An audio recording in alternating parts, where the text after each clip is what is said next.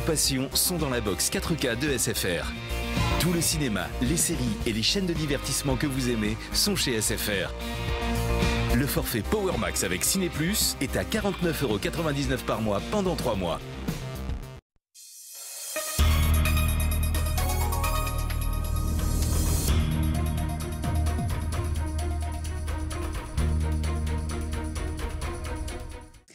À la une ce soir, clap de fin du carnaval, 4 jours de festivités et des milliers de personnes cet après-midi encore dans les rues de Fort-de-France pour ce mercredi des Cendres.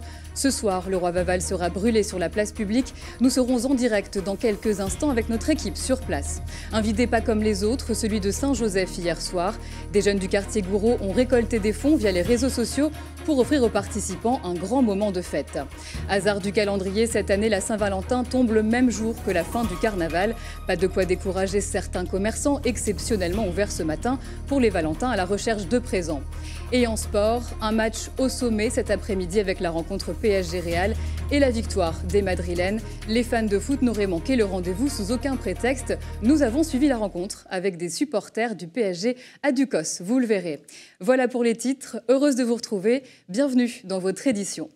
Vaval vit donc ses derniers instants, un Vaval au trait politique cette année encore, qui a beaucoup fait parler de lui. Les carnavaliers s'amassent en ce moment même autour du bûcher, près du Malécon.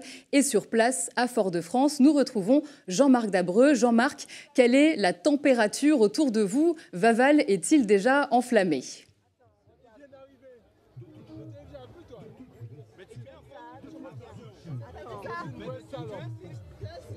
Je me reçois. Je pense que oui. Jean-Marc Dabreu, vous êtes en direct.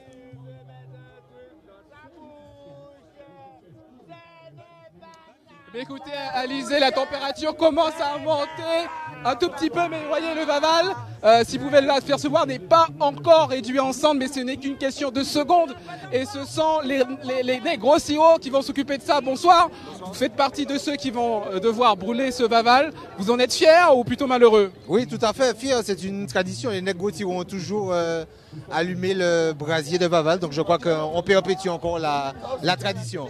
Alors, Alizé, vous le savez, il y a des milliers de personnes ici sur la Pointe-Sivan qui sont venues assister à ce spectacle que l'on va essayer de voir en direct. Alors, on va essayer de suivre ce qui se passe juste là. Voilà, donc les Negros Siro qui ont déjà leur torche prête à enflammer le Vaval. Il faut savoir qu'il y a eu un petit peu de pluie il y a quelques instants. Et est-ce que le Vaval va brûler correctement? On le saura dans quelques instants, puisqu'il y a, on va dire, presque un millier, voire presque 3-4 000 personnes ici à Fort-de-France pour assister à ce spectacle. Alors dans quelques instants, nous aurons avec nous en direct Alain Alfred qui fera le bilan de ce carnaval 2018 pour la ville de Fort-de-France. On peut déjà dire qu'il y a une participation, une fréquentation qui est en légère baisse, expliquée notamment en raison du vent et de la pluie. On en sera ça dans tout de suite. Alors on laisse regardez le Vaval en train de brûler.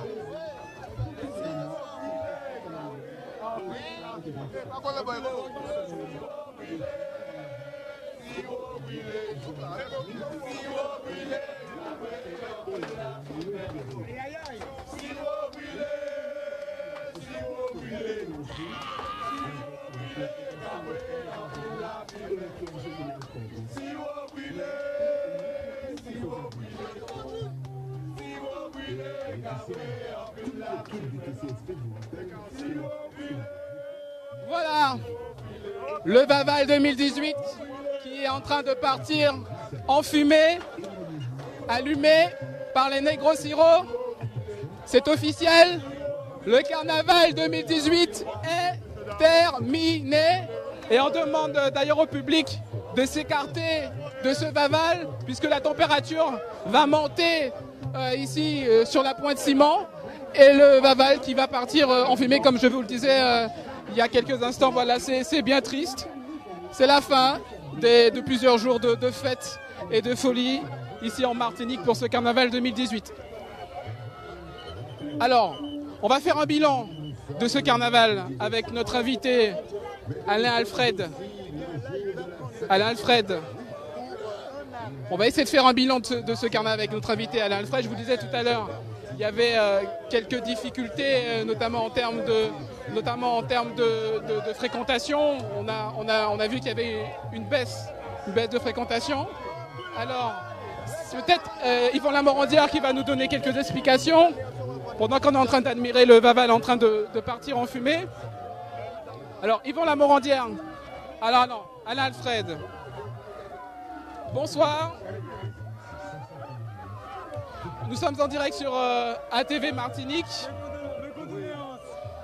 On va faire un petit bilan très rapidement de ce carnaval. Il est un peu tôt pour faire le bilan puisque les choses se terminent à peine. Je rappelle que ce soir c'est l'incinération de Vaval et dans l'immédiat après il y a encore des soirées pour simplement se souvenir de ce Vaval. Et voilà, les choses pour l'instant se sont passées relativement bien. Dans la mesure où, bon, ça a été d'abord l'amusement. En termes de fréquentation, on a observé qu'il y avait une petite baisse. Est-ce que c'est confirmé? Alors, pour l'instant, nous n'avons pas encore le bilan global. Il faut dire effectivement qu'il y a eu peut-être la pluie de la partie, le match aussi. Mais bon, nous avons quand même une fréquentation assez importante, comme toujours à Fort-de-France.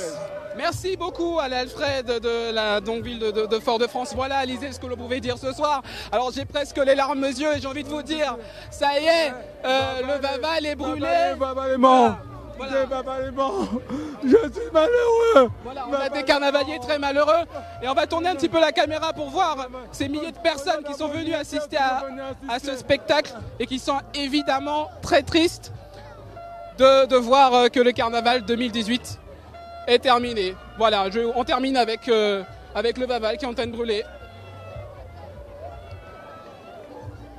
Voilà, Vaval sous les flammes, c'est donc l'image qui clôt ce carnaval 2018. Merci Jean-Marc et merci également à Michelet François derrière la caméra.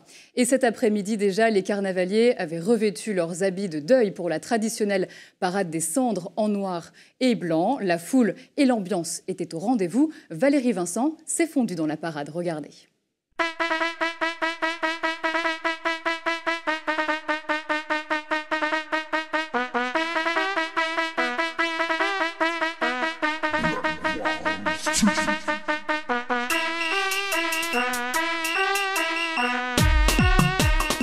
Génial. Là, franchement, normalement, je suis de Guadeloupe, hein, mais ça n'a rien à voir là. Ici, c'est nickel. Franchement, on s'amuse trop bien. Ici, c'est plus populaire et c'est vraiment le carnaval. C'est ça qu'on a crié carnaval. Ma femme vit là depuis 30 ans, mais c'est la première fois que je fais le carnaval. C'est de la bombe, quoi. Vaval va mourir, enfin mon mari, puisque je suis Madame Prévention et je n'ai pas arrêté de cesser de se protéger, ne voulait pas se protéger. Et ma foi, voilà, il n'a pas pris son traitement et puis il trouvait qu'il l'a. Donc maintenant, je finis de distribuer la tournée de préservatifs. En étant tout auprès de mon public pour que le 14 février prochain, qu'on soit à la même période, tous sains.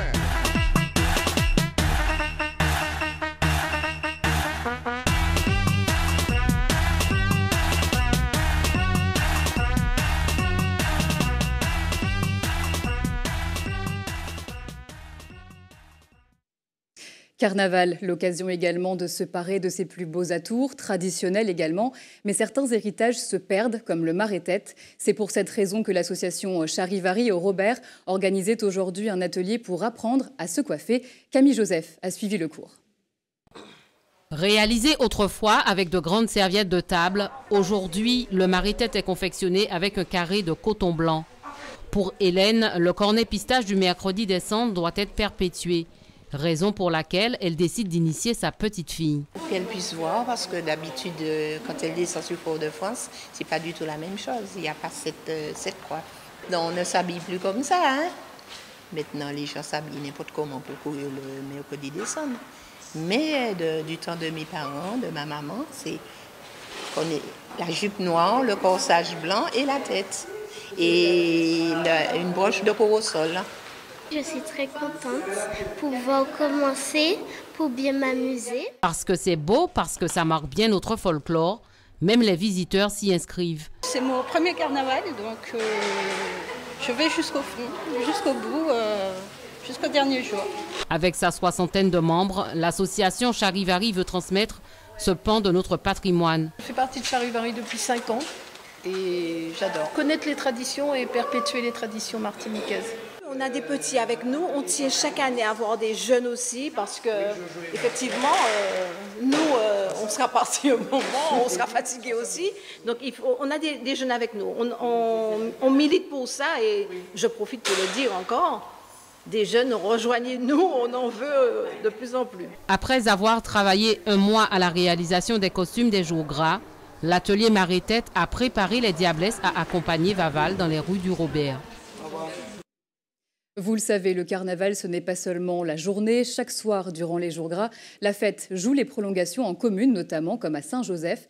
Des jeunes du quartier Gouraud ont collecté des dons via les réseaux sociaux pour offrir à tous un carnaval digne de ce nom. L'initiative a permis de rassembler de nombreuses personnes. Michelet François a capté ces moments de liesse hier soir.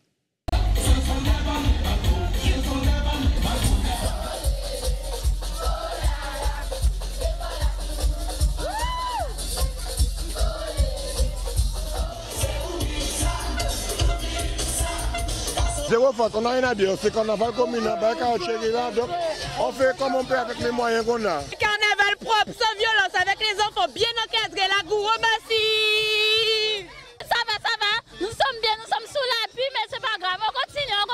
Allez, souriez, vous êtes filmés, Allez, chauffeur,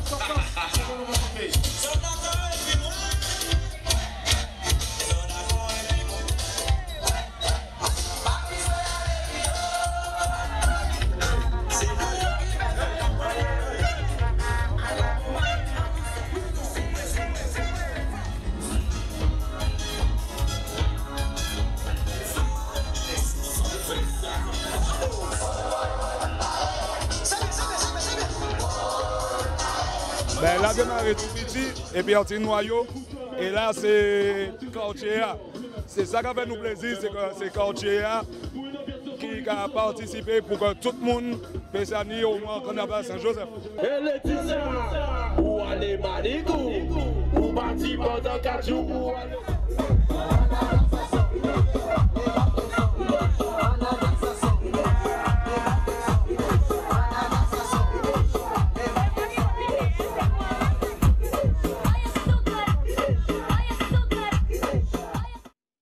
Les soirées à thème font également un carton chaque soir après les parades.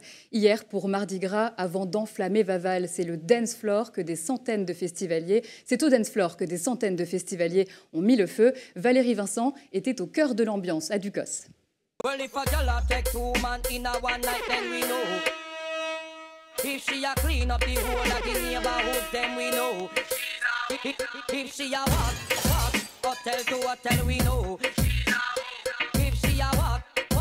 Everybody man, no, that car we don't know.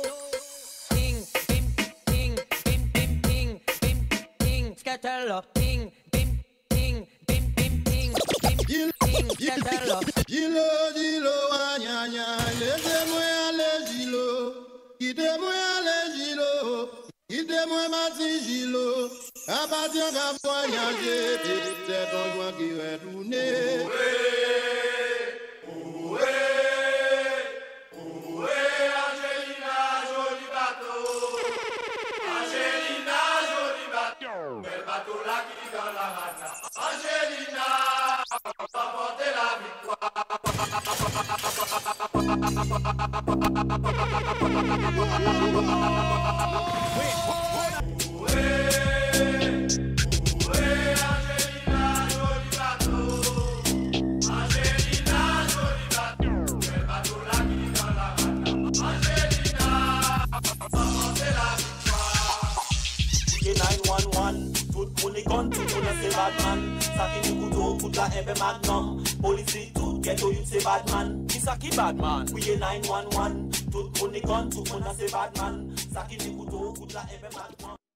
L'ambiance était au rendez-vous, effectivement. Et en marge des festivités, tôt ce matin, Fort-de-France, un important incendie s'est déclaré dans une maison à Morne-Calebasse, rue des Rosiers. L'habitation a totalement été détruite par les flammes. 9 personnes ont été évacuées par les pompiers. Un homme a été légèrement brûlé au bras et 2 enfants intoxiqués par les fumées. Ils ont été pris en charge. 15 sapeurs-pompiers ont été mobilisés pour maîtriser l'incendie. Un mot d'éducation à présent, alors que Jean-Michel Blanquer, le ministre de l'Éducation, vient de présenter sa réforme du baccalauréat. La Martinique s'apprête à accueillir un nouveau recteur, Pascal Jean, docteur en droit public, enseignant à l'Institut politique de Bordeaux. Il a été nommé ce matin en Conseil des ministres. Il succède à Béatrice Cormier, nommée pour sa part rectrice de l'Académie d'Amiens. Le nouveau recteur prendra officiellement ses fonctions chez nous dans quelques semaines. Notez également qu'un nouveau recteur a été nommé en Guadeloupe. Il s'agit de Mostafa Fourard qui succède ainsi à Camille Galap. C'est l'autre fête du jour, la Saint-Valentin. Hasard du calendrier, elle tombe cette année pile au moment de carnaval, un 14 février doublement festif donc, à en croire les Valentins et les carnavaliers. Ces deux fêtes ne sont pas incompatibles. D'ailleurs, certains centres commerciaux comme la Galeria étaient ouverts exceptionnellement ce matin pour que chacun y trouve son compte, même à la dernière minute. Guy-Raphaël René. C'est une Saint-Valentin pas comme les autres, un 14 février en plein carnaval, un hasard du calendrier. Je n'ai jamais vu ça, ou peut-être dans mon calendrier je n'ai pas fait attention, mais c'est vrai que c'est un peu spécial aujourd'hui. Autant aller au carnaval en amoureux directement, comme ça on fait les deux en même temps. C'est pas génial? Pourquoi c'est pas génial? Parce que j'aurais aimé faire, comment dirais-je, une soirée romantique avec mon copain au lieu d'aller au carnaval. Je pense plutôt qu'il préfère aller au carnaval. Ça va être chaud quoi en fait. Qu'est-ce qui va être chaud? Mercredi décembre, Saint-Valentin, ça se loupe pas la Saint-Valentin. Quand on aime quelqu'un, faut le prouver toute l'année, mais là c'est une date assez exceptionnelle quoi. Un jour férié de mercredi des Cendres qui n'empêche pas certains de penser à leur Valentin ou Valentine. Aujourd'hui, ils se sont organisés malgré les festivités, soirées vidées, pour trouver de quoi faire plaisir à leurs partenaires. Je vais offrir donc plein de fleurs à mon bien-aimé tout à l'heure, sur son lieu de travail, un superbe gâteau pour lui offrir mon cœur. La Saint-Valentin, c'est tous les jours, donc c'est pas spécialement, c'est une occasion de marquer le coup, voilà. Avec ou sans carnaval. De toute façon, pour moi, le carnaval est difficile cette année, mais ce serait une occasion de marquer le coup. Ça reste un jour quand même exceptionnel à marquer. Avec une rouge, c'est un nombre impair normalement, vous savez ça? Donc on ajoute 2 autres en rouge? D'accord, on y va. Du côté des commerçants aussi, c'est un jour particulier. Mais jamais un centre commercial n'avait ouvert ses portes un mercredi des Cendres. Ce matin, les magasins ont levé leurs rideaux et ce jusqu'à 14 h pour profiter de cette manne financière que peut générer la fête des amoureux. On est présent, on est là jusqu'à 14 h et bon, j'ai un peu galéré ce matin pour les bus, mais bon, après ça ira. J'avoue que c'est un peu délicat pour les clients, tout le monde, parce que c'est vraiment un moment festif, convivial et normalement tout le monde doit être dans le vidé, mais bon, après, je trouve que c'est un jour commercial mais on reste toujours souriant. Donc, voilà. Je n'ai pas eu le choix pour pouvoir ouvrir la boutique à l'heure, j'ai dû ne pas aller en soirée, tout simplement. Parce que comme on est une boutique de bijoux pour femmes, donc du coup, ouais, c'est assez important pour nous. Une date, 2 fêtes. Au final, ce sont peut-être les commerçants qui sortiront gagnants à la fin de la journée. Restez avec nous dans un instant, direction la Guadeloupe. Après l'incendie du CHU en novembre dernier, les services ont depuis réouvert. Les récentes analyses montrent que l'air respiré serait sain. Pourtant, aujourd'hui, une partie du personnel présenterait des symptômes inquiétants. En Guyane, comme chez nous, ce mercredi marque également le premier jour du carême pour les chrétiens. Nous leur avons demandé que signifiait pour eux ce mercredi des Cendres. Et puis dans votre JT des communes, Hubert Bornil nous emmènera ce soir au Diamant découvrir le chantier de la future piste de BMX de la commune. Des jeunes du RSMA sont en charge des travaux. En Guadeloupe, je vous le disais, un peu plus de 2 mois après l'incendie qui a ravagé une partie de l'hôpital de Pointe-à-Pitre et paralysé les services de soins durant de longues semaines, les locaux sont de nouveau aptes à recevoir les patients et le personnel. Et d'après les analyses réalisées chaque semaine par le laboratoire du CHU, l'air des services serait totalement sain. Pourtant, une partie du personnel présenterait des symptômes inquiétants. Face à la polémique, le CHU tente de s'expliquer. Anne-Elisabeth Hartsen, pardon. Après les remontées du personnel concernant des symptômes d'ordre irritatif suite à la réouverture du CHU, la direction de l'hôpital a entrepris une démarche interdisciplinaire afin d'assainir les réseaux d'air conditionné. Hier, il s'est tenu 2 réunions, donc un CHSCT donc interne au CHU avec la direction générale et le personnel. Les mesures d'amélioration de la qualité de l'air intérieur du bâtiment qui ont été prises, c'est déjà de faire une mesure ponctuelle de la qualité de l'air par le SDIS qui s'est révélé tout à fait normal.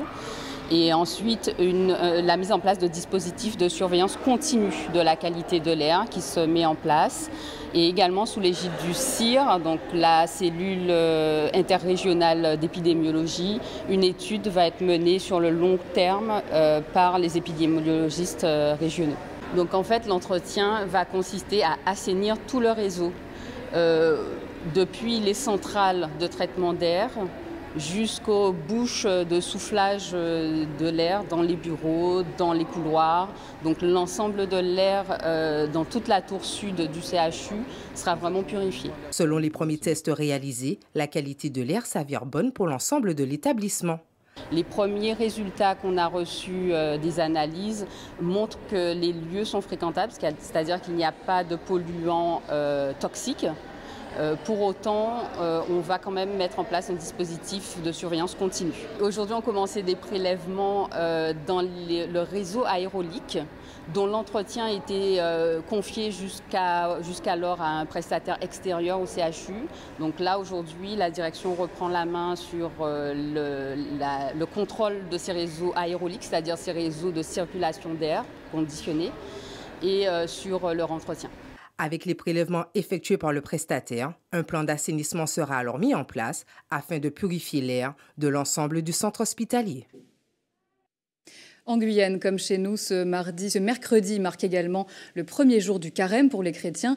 Que signifie exactement ce mercredi des cendres pour eux? Pierre Tréfou a posé la question à quelques fidèles à la sortie de l'église. Alors que la plupart des Guyanais préparent la fin du carnaval, à l'église de Mirza, c'est le mercredi des cendres qui est célébré ce matin par l'évêque de Guyane, Monseigneur Lafont. Le carnaval est une invention chrétienne qui normalement se faisait le mardi gras. C'est le culot des Guyanais, si j'ose dire, pour dire, je le dis gentiment, je les aime bien, d'avoir dépassé le mardi gras pour faire le mercredi au cours duquel ils enterrent le Vaval. Mais normalement, c'est le mardi gras où, pour la dernière fois avant le carême, les chrétiens avaient l'habitude de manger gras, c'est-à-dire de manger de la viande. Carnaval vient de carne, qui en latin veut dire la viande. Donc de tout temps, le carnaval précède le carême. Pour les catholiques, les jours gras se sont déroulés pendant la 2e édition du festival de la parole. Il y avait 14 ateliers, parmi lesquels les congressistes pouvaient en prendre 4, 2 le lundi, 2 le mardi.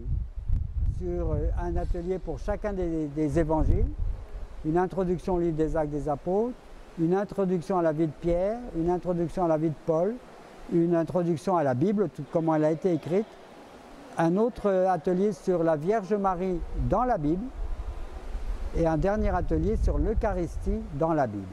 Le mercredi des cendres est un jour de pénitence et permet de préparer la fête de Pâques. Carême vient du quadragesima en latin. Donc ça veut dire 40 jours. 40 jours avant Pâques, ça tombe un mercredi. Et ce mercredi-là, nous entrons solennellement en carême en nous rappelant, nous souvenant la fragilité de notre existence, puisque l'homme a été tiré de la terre et lorsqu'il meurt, son corps retombe dans la terre. Donc ces cendres-là nous rappellent la fragilité de notre existence et le fait que si nous voulons vivre bien et dans le bonheur, nous devons tenir avec Dieu, car c'est lui qui nous conduit à la vérité et à la vie. Le mercredi des cendres marque le début du carême qui a débuté le lundi, 48 jours avant la fête de Pâques. Prières, aumônes et jeûnes seront le programme des catholiques pendant cette période. Le mercredi des cendres, c'est le jour où on reçoit donc les cendres qui vont nous faire entrer dans la période du carême, la période de pénitence, de prière, d'aumône. On prend ce temps, cette journée pour jeûner, pour se libérer de plein de choses par le jeûne. C'est-à-dire jeûner, pas seulement de nourriture, mais jeûner en étant plus proche des autres, jeûner en s'abstenant d'être désagréable. Voilà. Le jeûne, c'est beaucoup de choses. C'est pas seulement se priver de nourriture terrestre, mais c'est aussi se priver de tout ce qui est, se débarrasser de tout ce qui n'est pas bon. L'année prochaine, le mercredi des cendres aura lieu 3 semaines plus tard, soit le 6 mars, avec toujours une 3e édition du Festival de la Parole. De retour chez nous avec du sport, certains ont dû faire un choix cornélien cet après-midi, courir le Videt ou bien assister à la rencontre Real-PSG, match au sommet des 8e de finale de la Ligue des Champions. Les supporters du PSG s'étaient donné rendez-vous cet après-midi pour vivre ce moment riche en émotions. Malgré la défaite à Ducos, José Lechertier, on va y arriver, a suivi le match avec les supporters. La tension est palpable, les fans du PSG se sont rassemblés à l'occasion des 8e de finale aller de la Ligue des Champions. Chacun scrute l'écran, la concentration est telle que ces passionnés expriment vivement leurs commentaires.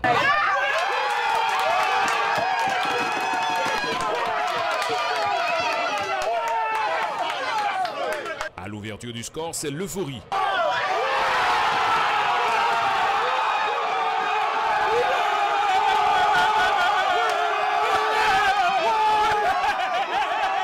La joie est de courte durée, le Real égalise. À la mi-temps, la déception se lit sur les visages, même si certains gardent espoir. On est stressé parce qu'on sait que le Real, c'est une grosse équipe. Mais bon, Paris a prouvé dans les grands rendez-vous qu'on pouvait effectivement montrer aux plus grands qu'on était à la hauteur. Donc effectivement, les fans étaient hyper contents sur le premier but.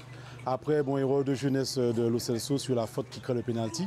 Bon, mais après, nous sommes confiants pour la deuxième mi-temps. J'espère que Paris gagnera ce match. Et puis on les attend au retour à Paris. Déjà d'être avec les amis depuis 12 heures. Après, le résultat est certes important, mais le fait d'être avec eux là, c'est pour moi une première. Et j'espère que ce fan club vivra longtemps. Après une pause bien méritée, tout le monde retrouve son siège. Les contestations fusent, le score est sans appel, le PSG s'incline 3-1. Et si Fitzroy, supporter du club de la capitale depuis 1994, avait pronostiqué une victoire 3-1, l'heure est à la déception. Je m'étais peut-être un peu trop vite avancé, déçu par le résultat, déçu par le coaching, quoi.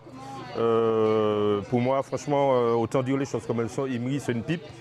Et il faut vite le changer, quoi. Je pense que c'est lui le plus gros problème de l'équipe, quoi. Je comprends pas. Franchement déçu par le match.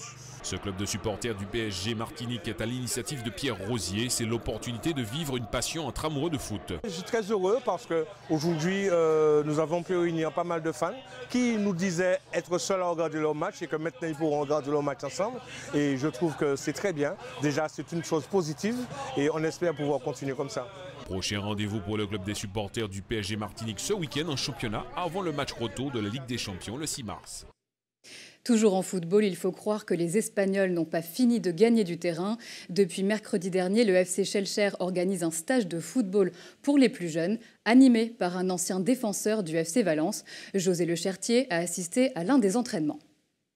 Alan a 15 ans, il pratique le football depuis l'âge de 6 ans. À 8 ans, il devient gardien de but, un poste qui nécessite des capacités hors pair. Aujourd'hui, il participe pour la première fois à ce stage dispensé par ses entraîneurs espagnols en provenance de Valence. Comparé aux entraînements en club, il y a une différence au niveau tactique. Mais justement, comparé à la sélection et tout, ça reste toujours de l'entraînement.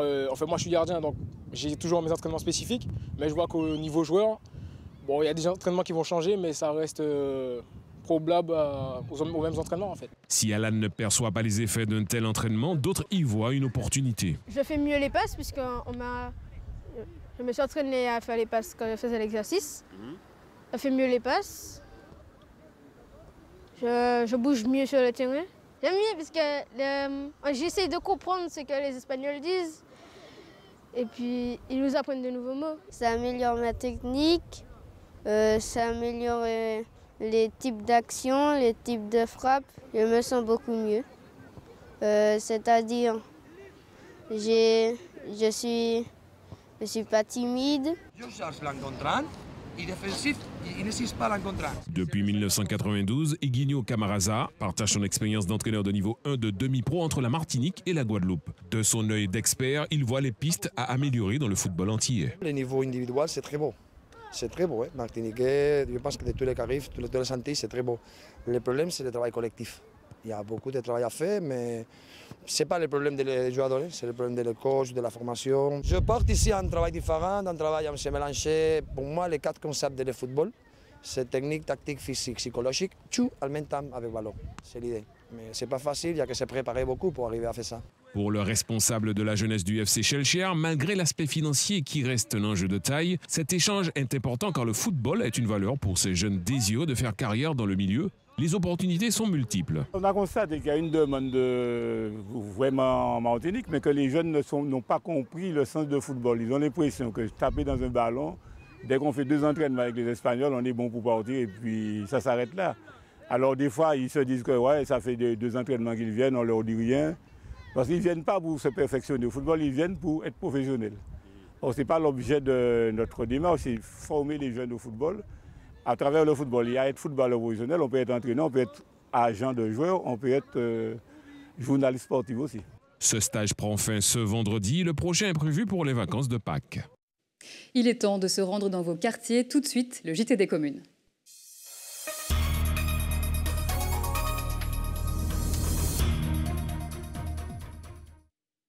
Et on prend tout de suite la direction du Diamant. Depuis peu, des jeunes du RSMA sont à pied d'œuvre pour construire le nouveau terrain de BMX de la commune. Une initiative bienvenue, d'autant que la Martinique manque encore cruellement d'infrastructures sportives. Hubert Bornil et Valérie Vincent se sont rendus sur le chantier. Ruben, Yanis, Adrien ont 21 ans, grosso modo, ils sont au RSMA. Leur première mission va consister ici, à Morne-Blanc, à mettre en place un terrain de BMX. Ça parle aux jeunes et évidemment, ce travail, ils le font avec un grand enthousiasme. Chévé les gars. Le quartier Morne-Blanc, bien connu pour ses nombreuses prestations culturelles et sportives, s'apprête à accueillir son tout premier pump track pour le BMX. Beaucoup d'enfants rêvent de BMX, le sport est très connu aussi bien en national que même ici. Et donc c'est pour ça qu'on a d'ailleurs monté l'association et qu'on travaille beaucoup pour développer ce type de projet. C'est pour répondre justement à une demande. Le projet a été porté par l'association Diamond Riders, un nom qui à lui seul semble tout dire sur les objectifs visés. Au départ, nous étions 4. Et on tourne depuis avec une moyenne de 20 à 25 membres qu'on limite pour l'instant parce qu'il n'y a pas d'infrastructure pour développer. Donc à la demande de nos jeunes et puis donc on essaie surtout de travailler pour leur mettre en place des choses pour faire évoluer le sport. Le terrain a été mis à disposition par la mairie, un magnifique espace boisé qui se prête véritablement à l'activité BMX, en principe non polluante. Je crois au BMX parce que vous savez qu'aujourd'hui, il y a énormément de sports nouveaux qui arrivent et les gens voient ça. Il y aura du freestyle ici, il y aura des patins aussi, il y aura toutes sortes d'initiations VTT, il y aura toutes sortes d'activités diverses pour qu'un jeune qui voit un certain nombre d'activités parfois à la télé, qu'il puisse essayer ici aussi. En attendant les tout premiers sauts, l'heure est à la préparation de la piste. Et pour la circonstance, on a dû faire appel aux jeunes du RSMA. Ils sont 8 à travailler sur le terrain. C'est un échange de compétences. Ça permet à nos jeunes de gagner en expérience, de gagner en aisance sur la conduite d'engins notamment, sur lesquels ils sont qualifiés. Et ça permet à des associations de mener à bien des projets également. Donc c'est un échange gratuit de compétences et d'expérience. Une piste BMX pour amateurs à partir de 6 ans et pourquoi pas, voilà qui devrait relever l'offre en matière d'animation dans le quartier, un choix visant à renforcer la cohésion sociale. Alors ce qui frappe ici surtout c'est la beauté du site et concernant les travaux, on nous signale qu'ils seront terminés dans à peu près 4 semaines si tout va bien. Avant de refermer ce journal, cette information pratique si vous souhaitez faire un don de sang. Notez que demain, le camion de l'EFS sera présent sur le parking de l'hypermarché Carrefour Cluny de 9h à 14h. N'oubliez pas également que le reste du temps, vous pouvez vous rendre à la maison du don à l'hôpital Pierre Zobda-Kittmann de 8h à 16h.